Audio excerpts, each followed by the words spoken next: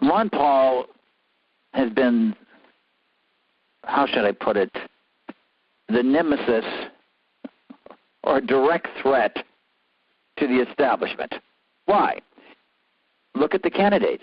He's the only anti-war candidate. He's the only one questioning, why are we in Iraq? Why are we in Afghanistan? Why are we putting all this pressure on Iran?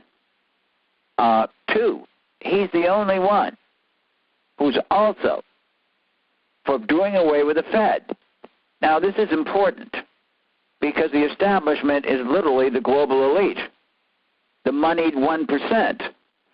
But if you really look at what's been fueling the stock market for the last 2 years, this upward move in the stock market, it's been the Fed releasing money. This is why the stock market will be going up this year, even though our economy is still in the depths of a deep depression, I call it, not a double dip, but a deep depression. Why?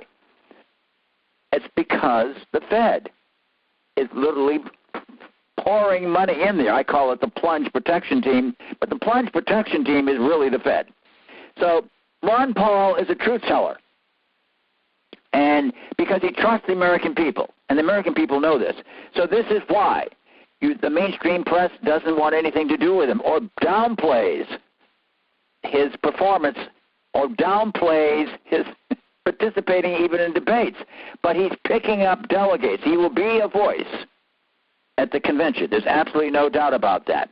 So even though he came in second in the main caucus, it's probably somewhat questionable. I'm sure his supporters are saying that in regards to the vote counting. He only lost by maybe 1.5%. Why? Because the establishment does not want to show him as a viable candidate. And yet, the only logical candidate of true conservative in this race is Ron Paul. It's very interesting to me that the military, like a 3-to-1, 4-to-1 margin, backs Ron Paul over any other candidate in this race. Why? Because they know, the majority of this military knows they're being used as pawns for what? The global elite or the establishment or the corpocracy, for greed and for basically, but it's got nothing to do. It's got nothing to do with democracy. So they support Ron Paul. So the establishment, which is part of the corpocracy, doesn't. That's why even the vote counts in Maine are subject to some skepticism. But the fact of the matter is that Ron Paul came in a very strong second.